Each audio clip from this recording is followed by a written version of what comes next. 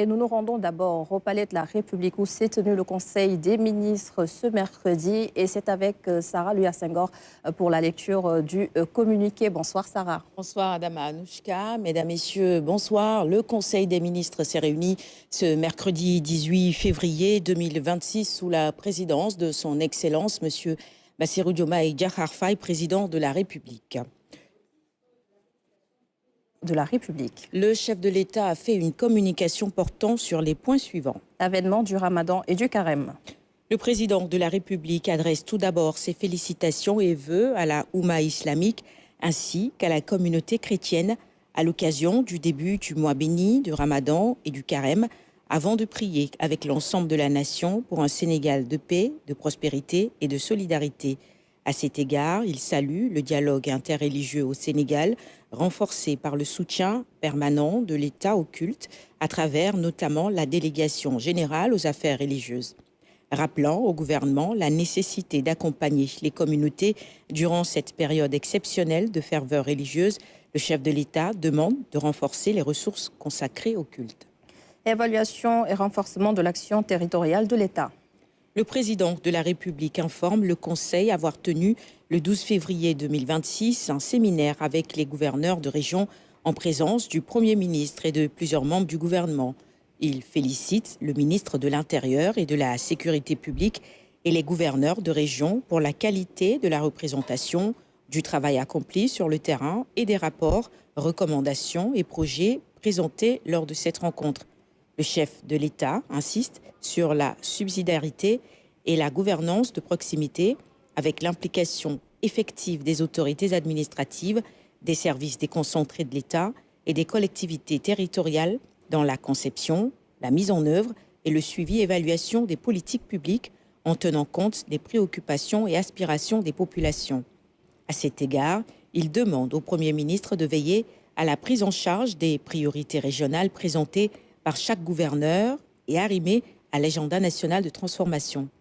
En outre, il demande au gouverneur d'accompagner l'État territorial dans ses dynamiques de modernisation en définissant une nouvelle doctrine de déconcentration. Le chef de l'État engage le gouvernement à accorder une importance prioritaire au foncier et au développement urbain des localités, à l'amélioration de l'accès à l'eau potable des populations et à une gouvernance consensuelle du secteur de l'hydraulique rurale, à l'accélération des programmes d'électrification rurale et au désenclavement routier et numérique, au renforcement de la sécurité et des infrastructures sociales de base des zones et localités frontalières, au développement de l'agriculture, de l'élevage, des pêches et à la maîtrise de l'exploitation forestière. Dans le cadre de la refondation de la présence territoriale de l'État, le président de la République demande au Premier ministre et au ministre de l'Intérieur et de la Sécurité publique de veiller à la mise en œuvre du plan de modernisation de l'administration territoriale, volet fondamental de la transformation systémique de l'administration publique.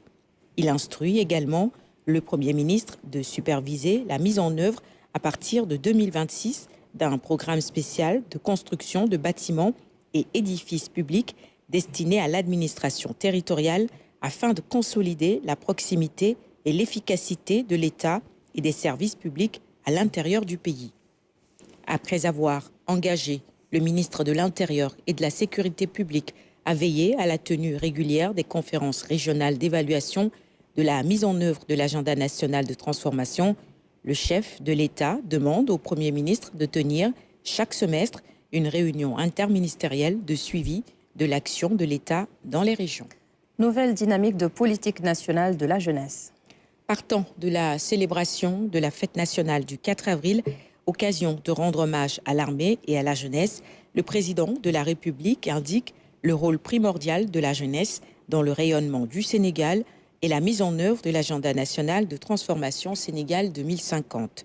À cet effet, il demande au gouvernement de renforcer les actions en faveur des jeunes, d'améliorer l'environnement économique et social de la jeunesse, de finaliser la nouvelle politique de la jeunesse, de veiller à l'installation, avant la fin du premier semestre de l'année 2026, du nouveau Conseil consultatif des jeunes du Sénégal et de prendre les dispositions appropriées pour la tenue de la Semaine nationale de la jeunesse.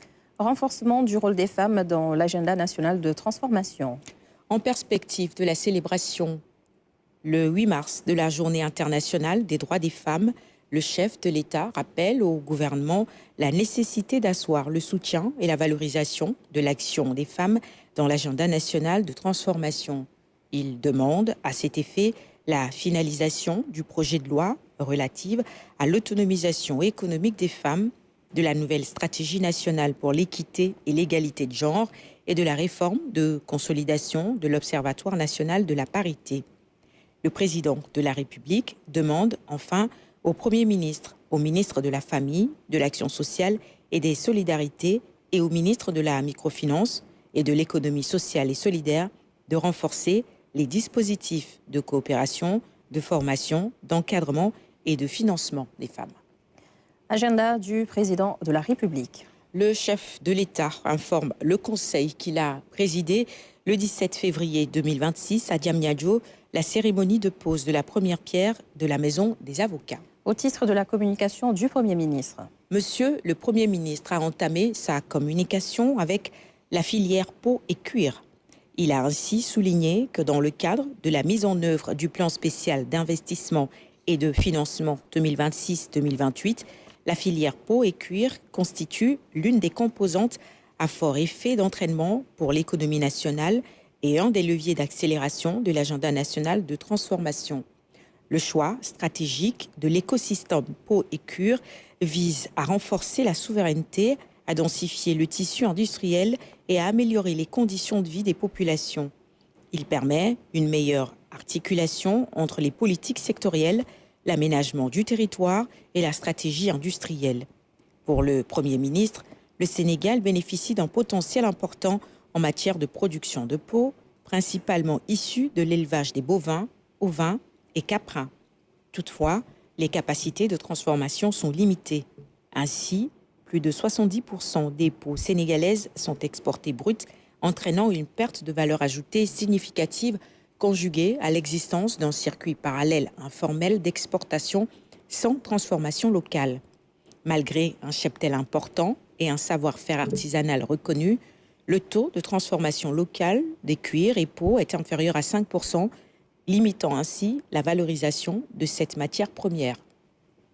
Le Premier ministre a fait remarquer que le développement stratégique de cette filière représente une opportunité majeure pour renforcer l'industrie nationale, améliorer la balance commerciale, stimuler les économies locales et favoriser l'émergence d'industries à forte valeur ajoutée, notamment dans les secteurs de la maroquinerie, de l'habillage, intérieur automobile et mobilier. À l'horizon 2034, cette filière présente un potentiel de plus de 130 000 emplois formels et un chiffre d'affaires de plus de 1,549 milliards de francs CFA plutôt. Ainsi, il peut devenir un levier majeur d'inclusion économique en favorisant l'insertion des jeunes et des femmes, en consolidant la formalisation des acteurs et en améliorant durablement les revenus des territoires. Le Premier ministre a souligné que le potentiel de cette filière érigera les pôles territoires centre et ouest en centre industriel du cuir sénégalais, appelé à devenir l'espace prioritaire de structuration de la filière, de modernisation de la production et de montée en gamme industrielle. Le Premier ministre a rappelé que l'objectif est de bâtir à l'horizon 2050 un écosystème territorial intégré autour des peaux et cuirs qui couvre l'ensemble de la chaîne de valeur de la production modernisée, y compris le conditionnement au service d'appui en passant par la transformation industrielle en produits finis et la commercialisation locale et internationale. En ce sens, les initiatives de modernisation doivent permettre l'érection d'une véritable zone industrielle et artisanale centrée sur le cuir, peau et fanère, ainsi que le développement de l'industrie du tannage. Pour ce faire, le Premier ministre a demandé au ministre des Finances et du Budget, au ministre de l'Industrie et du Commerce, au ministre de l'Agriculture, de l'Élevage et de la Souveraineté alimentaire et au ministre des Collectivités territoriales et de l'Aménagement du territoire de prendre toutes les dispositions nécessaires au développement de partenariats publics-privés pour rendre opérationnelles les orientations qu'il a dégagées, notamment dans le cadre des zones économiques spéciales à implanter dans les pôles territoires concernés. Dès lors, le Premier ministre a engagé les ministres concernés à prendre toutes les mesures pour la conception et la mise en œuvre d'un projet intégrateur de développement artisanal et industriel de la filière peau et cuir conforme aux orientations liées à la territorialisation des politiques publiques et à la stratégie nationale d'investissement favorisant les investissements privés. Abordant la nouvelle politique agricole à finaliser au plus tard au mois de mai 2026, il a rappelé les grandes orientations relatives notamment au financement, aux subventions, aux fonciers, à la production, à l'industrie, aux appuis et infrastructures, ainsi qu'aux partenariats. Concernant la surpopulation carcérale, le Premier ministre a partagé quelques éléments d'information avant de demander au ministre de la Justice de lui faire un rapport détaillé sur la question. Enfin, le Premier ministre a rendu compte de sa participation à la conférence des chefs d'État et de gouvernement de l'Union africaine tenue à Addis Abeba les 14 et 15 février 2026, avant d'informer le Conseil qu'il se rendra avec l'ensemble du gouvernement le 24 février prochain à l'Assemblée nationale pour la session trimestrielle de questions d'actualité. Au titre des communications des ministres. Le ministre des Transports terrestres et aériens a fait une communication sur la sécurité routière.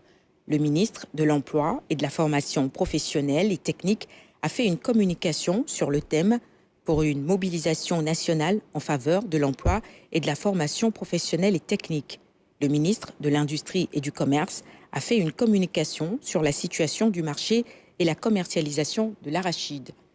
Le secrétaire d'État chargé du développement des petites et moyennes entreprises a fait une communication sur la stratégie nationale de promotion et de développement des PME-PMI. Au titre des textes législatifs et réglementaires. Le Conseil a examiné et adopté le projet de loi modifiant la loi numéro 65-60 du 21 juillet 1965 portant code pénal. Le projet de décret portant création et fixant les règles d'organisation et de fonctionnement de la Commission de contrôle des marchés publics et des projets de PPP classés secret défense. Merci beaucoup, Sarah Louis Senghor, pour la lecture du communiqué du Conseil des ministres de ce mercredi. Alors,